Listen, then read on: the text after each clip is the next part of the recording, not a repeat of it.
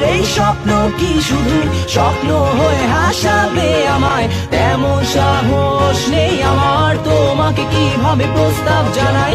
আমার এই স্বপ্ন কি শুধু স্বপ্ন হয়ে হাসাবে আমায়, তেমন সাহস নেই আমার। ও ও ও হাই সবাইকে। ঢাকা বিশ্ববিদ্যালয়ের স্বপ্ন পূরণ করতে গেলে তোমাকে আসলে বুঝতে হবে কিভাবে ঢাকা বিশ্ববিদ্যালয়ে প্রশ্ন করে। তুমি যদি ঢাবি বি ইউনিটের প্রিপারেশন নিয়ে থাকো, আজকের এই ভিডিওটা তোমাকে বুঝতে সাহায্য করবে কিভাবে বিগত বছরগুলোতে ঢাকা বিশ্ববিদ্যালয়ে লিখিত এবং এমসিকিউ এর প্রশ্ন করা হয়েছে। তো আমরা দেখবো 2019 সাল থেকে শুরু করে 2024-25 সেশন অর্থাৎ লাস্ট ইয়ার পর্যন্ত কিভাবে প্রশ্ন আসছিল এবং তোমাদের প্রশ্নগুলো এই বছর কিভাবে আসার সম্ভাবনা আছে। তো আমরা প্রথমে কিছু বেসিক জিনিস সম্পর্কে জানার ট্রাই করব, যে ঢাকা বিশ্ববিদ্যালয়ে তোমাদের আসলে চান্স মার্ক গুলা কেমন হয়, বা নর্মালি আমরা যদি লাস্ট 6 বছরের অ্যানালাইসিস গুলা দেখি যে কত মার্ক পেলে তোমার আসলে লাস্ট সিট বা একদম তুমি চান্স পেয়ে যাবে ঢাকা বিশ্ববিদ্যালয়ে। তো এইখানে নর্মাল অ্যানালাইসিসটা আছে, সেটা হলো তোমাদের রেজাল্টের যে 20 মার্ক এইটা সহ 2019 সালে এই জায়গাতে প্রায় 69.5 মানে 70-এর মতো মার্ক লাগছে। 2020-21 সালে এইখানে তোমাদের লাস্ট মার্ক হচ্ছে 72 অর্থাৎ 72-এর মতো মার্ক লেগে গেছে তোমাদের।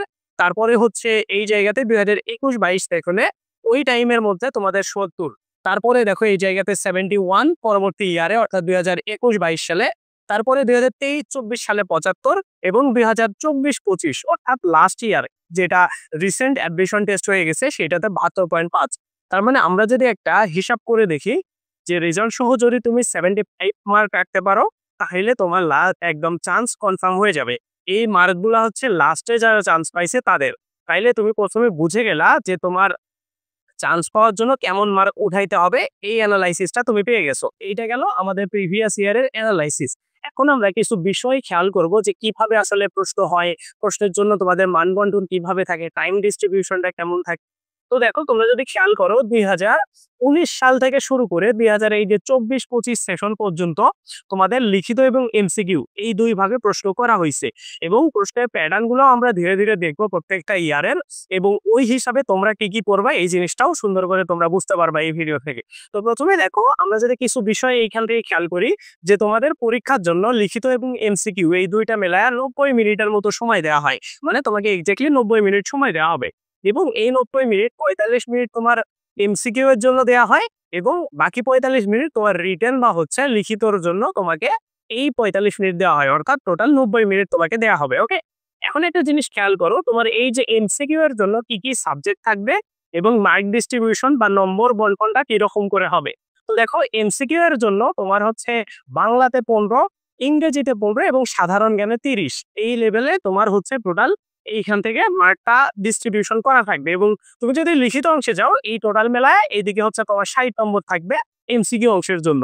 আর এই পাশে যদি তুমি লিখিত অংশে যাও তাহলে দেখো বাংলা থেকে 20 এবং ইংরেজি থেকে 20 এই টাইপের তোমার প্রশ্ন করা হবে।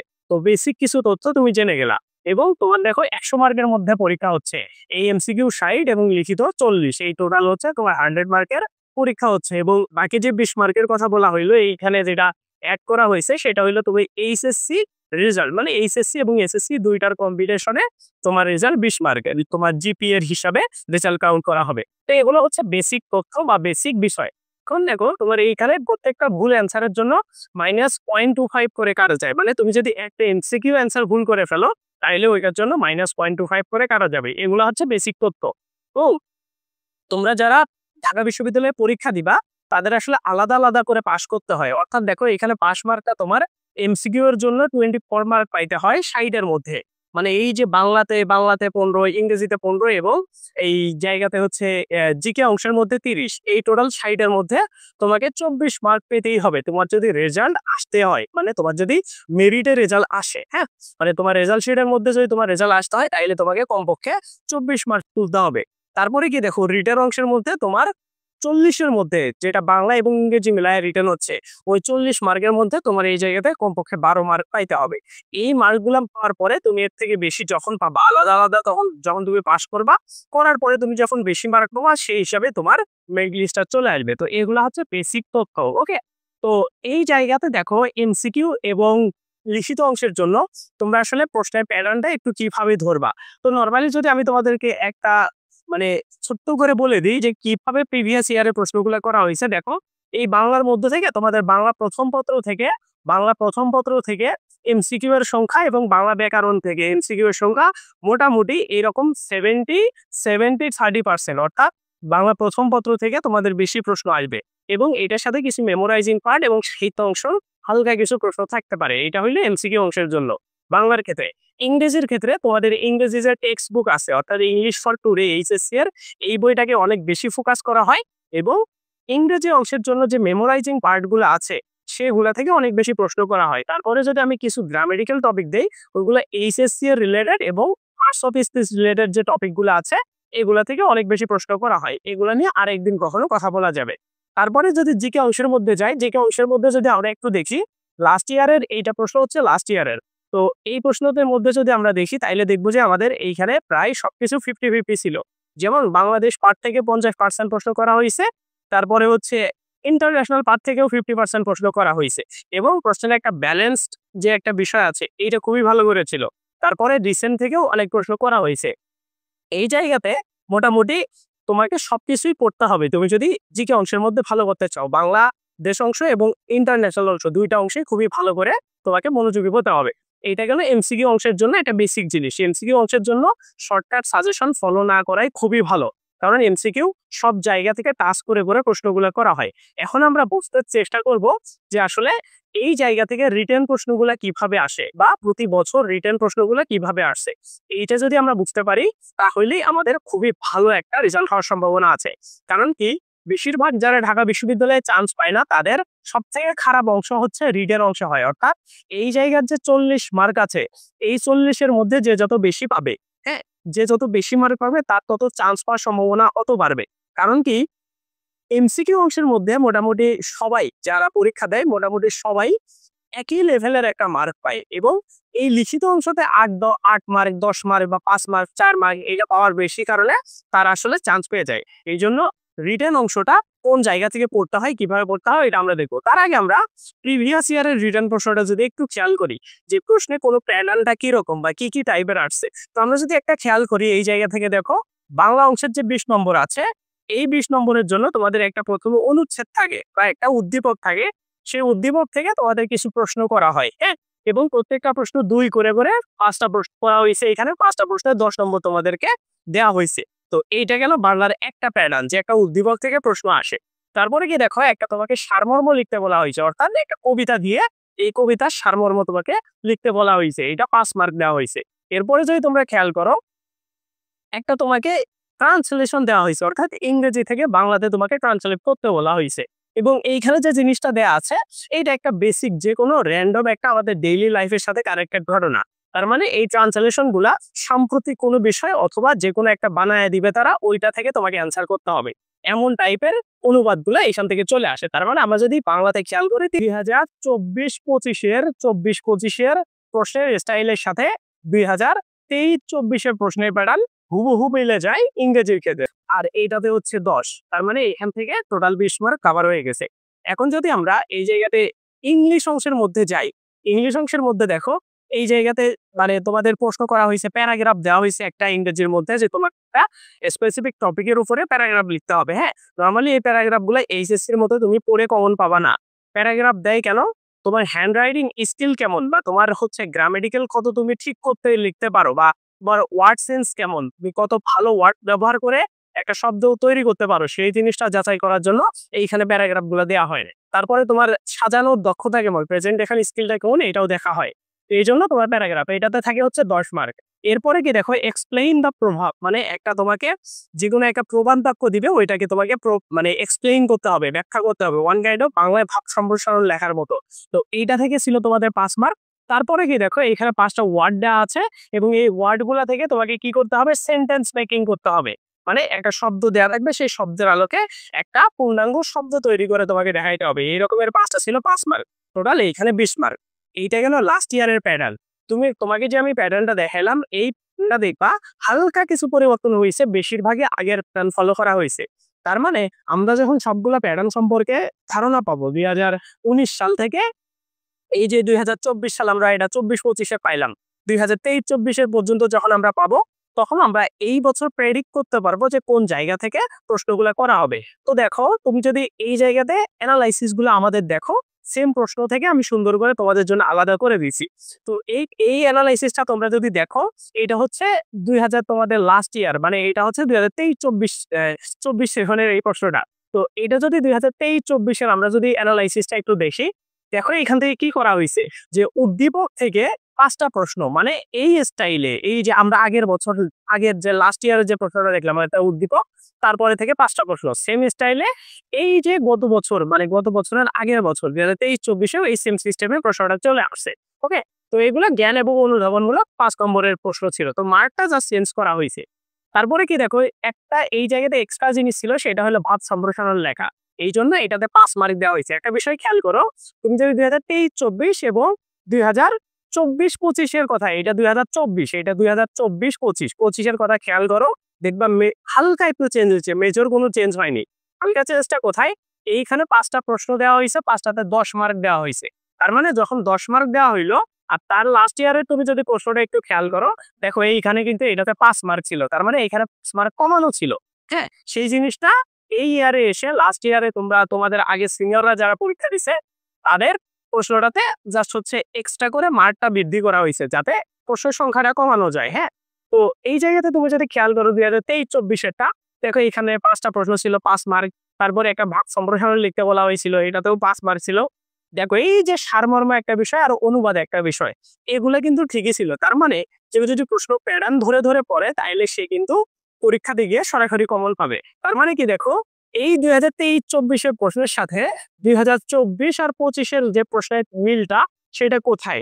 মিলটা হইলে এই যে উদ্দীপক থেকে একটা প্রশ্ন এটা চলে আসছে, তারপরে সারাংশ সারমর্ম লেখা, মোটামুটি সারমর্ম গুলাই বেশি আসে, সারমর্ম চলে আসছে, তারপরে দেখো বাংলা অনুবাদ। তার মানে এইটা হয়েছে 1 নম্বর, এইটা হচ্ছে 2 নম্বর, এইটা হচ্ছে 3 নম্বর 24-25 সেখানে। এইটা থেকে মার্ক শুধু 10 বেশি করে দেওয়া হয়েছে, এটাতে 5, এটাতে 5, সব ঠিক ছিল। তার মানে তুমি কিন্তু এখনই প্রেডিক্ট করতে পারতেছো যে তোমার আসলে কিভাবে প্রশ্ন হবে। তোমার যদি প্রশ্ন হয় এইভাবে, একটা এক্সট্রা প্রশ্ন তোমাকে দিতে পারে, অথবা যদি তোমাকে এক্সট্রা প্রশ্ন না দেয়, তাহলে তোমার এই স্টাইলে 3টা প্রশ্ন, 1, 3 এবং 4 এই জায়গা থেকে প্রশ্ন চলে আসবে। তার মানে বাংলার প্রশ্নটা তুমি 2টা প্রশ্ন দেখেই বুঝে গেলা। আগের গুলা দেখলেও তোমার, আরো পিছনের প্রশ্ন দেখলেও তখন তোমার আরো কনফিডেন্স বাড়বে। এটা গেল বাংলায়। এখন ইংরেজির ক্ষেত্রে দেখো এই জায়গাতে কি আছে, ইংরেজি গ্রামারও, মানে ইংরেজি অংশে 20 মার্কের লিখিতর জন্য কি আছে, দেখো প্যারাগ্রাফ থেকে প্রশ্ন করা হয়েছে। লাস্ট ইয়ারে কি করা হয়েছিল, প্যারাগ্রাফ থেকে প্রশ্ন করা হয়েছিল, তার মানে প্যারাগ্রাফ মাস্ট তোমাদেরও আসবে। ওকে, তারপরে কি দেখো, এটাতে 10 মার্ক ছিল। এরপরে কি দেখো, এক্সপ্লেইন প্রভাব, মানে একটা প্রবাদ বাক্য বিশ্লেষণ করা, যেটা লাস্ট ইয়ারেও ছিল। তোমরা যদি একটু খেয়াল করো, লাস্ট ইয়ারেও আমরা কিন্তু কিছুক্ষণ আগে দেখলাম, হ্যাঁ, এই যে লাস্ট ইয়ারেও একটা ডোন্ট জাজ এ বুক বাই ইটস কভার, তো এই প্রশ্নটা কিন্তু চলে আসছিল। তো এইরকম করে কিন্তু তোমাদেরও ইজিলি এই বিষয়গুলো চলে আসবে। ওকে, তারপরে কি দেখো, সেন্টেন্স মেকিং ফ্রম ওয়ার্ড, 5টা ওয়ার্ড থেকে তোমাকে সেন্টেন্স মেক করে দেখাইতে হবে, যে জিনিসটা লাস্ট ইয়ারে চলে আসছিল। তার মানে আমরা যদি খেয়াল করি 2024-25-এর প্রশ্নের স্টাইলের সাথে 2023-24-এর প্রশ্নের প্যাটার্ন হুবহু মিলে যায় ইংরেজির ক্ষেত্রে। তার মানে ইংরেজির ক্ষেত্রে তোমাদেরও এরকম চেঞ্জেস আসবে না। আর শুধু বাংলার ক্ষেত্রেও কিন্তু চেঞ্জ বলা যায় না, শুধুমাত্র সুবিধা করে দেওয়া হয়েছে। কারণ তুমি যদি 4টা প্রশ্নের অ্যান্সার করতে চাইতা, তাইলে কিন্তু টাইম একটু বেশি কনজিউম করতা, এই জন্য 3টা প্রশ্নের একটা ভারসাম্য রাখা হয়েছে। তো আমি যদি তোমাকে শর্টকাট বলে দিই যে এই বছর কেমন হবে, এই ফুল প্যাটার্ন যেটা 2024-25 সালে এসে গেছে, এই প্যাটার্নে তোমাদের লিখিত আসবে। এখন তুমি আগের প্রশ্নগুলো যদি দেখো, তাইলে তোমার কনফিডেন্স আরো বাড়বে। দেখো এইটা হচ্ছে 2000, আমরা কি দেখলাম 23-24, তার মানে 2022-23 এই প্রশ্নটা যদি আমরা দেখি, দেখো এখান থেকেও সেম সৃজনশীল টাইপের 5টা প্রশ্ন, তারপরে ওইগুলো থেকে বিভিন্ন ছোট ছোট প্রশ্ন করা হয়েছে, সারমর্ম। তারপরে এই জায়গাতে একটা নতুন স্টাইল ছিল, সেটা হলো কি বানান এবং ভাষাগত বিষয়কে তোমার জাজ করতে হচ্ছে, মানে ব্যাকরণিক বিষয় ইনক্লুড করা হয়েছিল। তার মানে কি দেখবো, হালকা কিছু এই জায়গাতে পরিবর্তন ছিল। এইটার থেকে মানে 2024-25 সালে বা 23-24 সালে এই জায়গাতে চেঞ্জটা হয়েছিল 2022-23-এর থেকে। তারপরে কি দেখো, ইংরেজিতে ব্যবহারগুলো কেমন ছিল, প্যারাগ্রাফ অবশ্যই ছিল। তারপরে কি দেখো, লাইন এক্সপ্লেনেশন, বা এটাকে ওই যে তুমি প্রভাব এক্সপ্লেনেশন, ওই একই বলতে পারো, এটা থেকে জাস্ট লাইন এক্সপ্লেনেশন থেকে ওটা প্রভাব এক্সপ্লেনেশন হয়ে গেছে। তারপরে কি দেখো, সেন্টেন্স মেকিং, তার মানে ইংরেজিতে মোটামুটি বলাই যায় সব ঠিকঠাক ছিল, শুধু বাংলাতে একটা বিষয়ে চেঞ্জ ঘটে গেছিল 2022-23-এর সাথে। এখন যদি আমরা দেখি 2021 আর 22-এর প্রশ্নের সাথে 2024-25 বা আগের প্রশ্নগুলো কি মিল ছিল। দেখো এই যে সৃজনশীল টাইপের 5টা প্রশ্ন, উদ্দীপক থেকে প্রশ্ন, ওকে। তারপরে কি দেখো সারমর্ম, তারপরে এই যে এই জায়গাতে 3 নম্বরটা ব্যাকরণ থেকে প্রশ্ন করা হইতো, হ্যাঁ। ব্যাকরণিক যে বিষয়গুলো আছে ব্যাকরণ থেকে এই প্রশ্নগুলো করা হইতো, যেটা এখন এসে চেঞ্জ হয়ে গেছে। তারপরে কি দেখো প্যারাগ্রাফ, পোয়েমের সামারি লেখা। আগে দেখো সামারি লেখা ছিল, কিন্তু এখন কি আসে তোমার একটা হচ্ছে যে কোনো কিছু এক্সপ্লেইন করতে বলে, হ্যাঁ। তো মোটামুটি ওই কি টাইপের জিনিসই তোমাদের এই জায়গা থেকে চলে আসবে। এরপরে কি দেখো সেন্টেন্স মেকিং ওয়ার্ড থেকে, তার মানে সেন্টেন্স মেকিং আর প্যারাগ্রাফ দেখো চেঞ্জ হচ্ছে না, আসতেইছে, হ্যাঁ। তো এটা গেছে 2021-22-এর। এখন দেখো 2020 আর 21-এর যদি আমরা প্রশ্নগুলো দেখি, দেখো কি ছিল, উদ্দীপক থেকে প্রশ্ন, ওকে, প্রতি বছরই আছে। সারাংশ, এটাও প্রতি বছরই আসে। তারপরে কি দেখো ভাষার অপপ্রয়োগ, মানে ওই ব্যাকরণিক দিক থেকে এই জিনিসটা কিন্তু এখন রিসেন্ট টাইমে এসে চেঞ্জ হয়ে গেছে, মানে বাংলা ব্যাকরণ থেকে তোমার এই প্রশ্নগুলো আসছিল। ইংরেজিতে দেখো প্যারাগ্রাফ, তারপরে এইটা হচ্ছিল গ্রামার অংশ থেকে, হ্যাঁ, যে ফিল ইন দ্য গ্যাপ, এটা গ্রামার অংশ থেকে। তারপরে কি দেখো কমপ্লিটিং স্টোরি 5টা সেন্টেন্স, মানে ওই যে এইখানে ছিল যে 5টা ওয়ার্ড থাকবে, সেই ওয়ার্ড গুলা থেকে তোমাকে একটা স্টোরি বিল্ড আপ করে দেখাইতে হবে, মানে একটু ক্রিটিক্যাল ছিল। নর্মালি তুমি যখন ওয়ার্ড থেকে জাস্ট সেন্টেন্স তৈরি করো তখন সহজ হবে, বাট একটা স্টোরি তৈরি করা একটু কঠিন হয়ে যায়, যেটা এই টাইপের প্রশ্নে বা এই টাইমে এটা ছিল, ওকে। তারপরে আমরা যদি একটু দেখি 2000 কত 19-20, ঠিক আছে, মানে এইটা হচ্ছে তোমাদের মানে প্রথম যেটা ঢাকা বিশ্ববিদ্যালয়ের লিখিত পরীক্ষা, ওইটার প্রশ্ন। দেখো এখানে কি ছিল, উদ্দীপক থেকে 4টা সৃজনশীল, উদ্ধৃতির ব্যাখ্যা, ওই সামারি লেখা টাইপেরই জিনিস। তারপরে এই দেখো বঙ্গানুবাদ, শব্দ থেকে বাক্য গঠন, এইটা কিন্তু প্রথমে দেখো বাংলা অংশে ছিল, পরবর্তীতে 2024-25-এ এসে ইংরেজি অংশে চলে আসছে। তারপরে কি দেখো এই জায়গাতে প্যারাগ্রাফ ছিল একটা লেখা, এটা কি ছিল 7ই মার্চে স্পিচ, হ্যাঁ, নর্মালি প্যারাগ্রাফ আসবে। তারপরে কি দেখো এইখানে ফিল ইন দ্য গ্যাপ, মানে গ্রামার টেস্ট দিছিল আর সেন্টেন্স মেকিং। তাইলে এইটা হচ্ছে 2019 থেকে 24-25 পর্যন্ত তোমরা দেখলা। তাইলে একটা কমন জিনিস তোমরা খেয়াল করছো কি, যে প্যারাগ্রাফ, তারপরে এই জায়গা থেকে সেন্টেন্স মেকিং, তারপরে এই জায়গা থেকে বঙ্গানুবাদ, তারপরে ওই যে উদ্দীপক থেকে প্রশ্ন। তার মানে অলরেডি 4টা কনফার্ম জিনিস আসবে। এখন তুমি কিভাবে প্রিপারেশন নিবা, তুমি যদি 2024-25 অর্থাৎ তুমি যদি এই প্রশ্নগুলাকেও জাস্ট হচ্ছে খেয়াল করো, এই যে এই প্যাটার্নটাকে, এই যে এই প্যাটার্নটা 2024-25-এর এবং 23-24-এর প্যাটার্নটা যদি তুমি ফলো করো, তাহলেই তোমার জন্য এনাফ, হ্যাঁ। আর যদি তুমি রিস্ক না নিতে চাও, তাইলে আর হয়তো বা 2টা একটা সবগুলা মেলায় তুমি খুঁজে পাবা এক্সট্রা টপিক পড়ার জন্য। সো ওগুলো শেষের 5 বা 7 দিন বা 10 দিন তুমি একটু দেখবা, কিন্তু তুমি প্যাটার্ন পড়বা 2024-25 এবং 23-24 এই প্যাটার্ন অনুসারে, তাইলেই দেখবা তোমার সুন্দর করে কমন চলে আসছে। এখন এই যে জিনিসগুলো তোমাদেরকে সুন্দর করে গোছায় দিলাম, এই বিষয়গুলোকে তুমি যদি ফলো করতে পারো, তাহলে তোমার আর কোনো কিছু লাগবে না। এখন আমাদের একটা ব্যাচ শুরু হচ্ছে, এই ব্যাচটাতে বেসিক্যালি আমরা এই জিনিসগুলোকে ফোকাস করেই তোমাদেরকে পড়াবো, মানে আমাদের পড়াটা থাকবে একটু আলাদাভাবে, হ্যাঁ। যে তোমাকে আমরা একটা নির্দিষ্ট স্টাইলে পড়াবো, যেমন ধরো আমরা আমাদের এক্সাম সার্ভিসটা দিয়ে তোমাদেরকে অন্যদের থেকে বেটার সার্ভিস দেই। কেমনে, যে ধরো তোমার যেদিন যে টপিকটা পড়তেছো ওই টপিকের উপর নিজের ইচ্ছা মতো তুমি পরীক্ষা দিতে পারতেছো আমাদের নিজস্ব ওয়েবসাইটে। দেখো ব্যাপারটা কি রকম, ধরো তোমাকে আমি এই যে এটা হচ্ছে আমাদের ওয়েবসাইট, এটাতে আসার পরে তুমি লগ ইনে ক্লিক দিয়ে গুগল দিয়ে সরাসরি লগ ইন করতে পারবা, হ্যাঁ। এইখানে আসলে দেখবে একটা মক পরীক্ষা নামে একটা অপশন আছে, এটাতে যদি তুমি ক্লিক দাও, এইখানে তোমার সাবজেক্ট গুলো চলে আসবে। যেমন ধরো ধরো তুমি ইংরেজি গ্রামার পড়ছো, তারপরে বাংলাদেশ সাধারণ জ্ঞান পড়ছো, তারপরে ধরো বাংলা ব্যাকরণ পড়ছো, পড়ার পরে এখানে ক্লিক দিবা। দেওয়ার পরে এখন এই যে সাবজেক্ট গুলো সিলেক্ট করলা, এগুলো থেকে কোন টপিকে তুমি পরীক্ষা দিতে চাও সেই টপিক গুলা তুমি সিলেক্ট করবে এখানে নিজের ইচ্ছা মতো, হ্যাঁ। এক বা একাধিক মানে সাবজেক্ট এবং এক বা একাধিক টপিক তুমি এভাবে সিলেক্ট করবা। করার পরে তুমি কতগুলা প্রশ্নে পরীক্ষা দিতে চাও সেই প্রশ্নের সংখ্যাটা এখানে দিবা। এখানে 1 থেকে 50 পর্যন্ত তুমি যা ইনপুট দিতে পারো। দেওয়ার পরে এখানে ক্লিক দিলে দেখো তোমার ইচ্ছা মতো তোমার কাস্টমাইজলি এই দেখো জিকে, তারপরে বাংলা, ইংরেজি সবকিছু প্রশ্ন সুন্দর করে করে চলে আসছে। তো এই লেভেলের সার্ভিসটা আমাদের রেগুলার ডেইলি এক্সাম বেস থাকে, এবং এইখানে প্রশ্ন আছে প্রায় 3.5 লাখের মতো এই ওয়েবসাইটে, যেগুলো তোমাদের বিশ্ববিদ্যালয়ে টার্গেট করে তৈরি করা। সো এই সার্ভিসগুলো তোমরা পাবা। পাশাপাশি দেখো এখানে এক্সট্রা কি কি সুবিধা পাবা, প্রশ্ন ব্যাংক সলভ, লিখিত টেস্টের জন্য আলাদা আমাদের এই ওয়েবসাইটে ডেডিকেটেডলি তোমাদের পরীক্ষা দেওয়ার সিস্টেম আছে, যেটা ঢাবির জন্য একদম পারফেক্ট।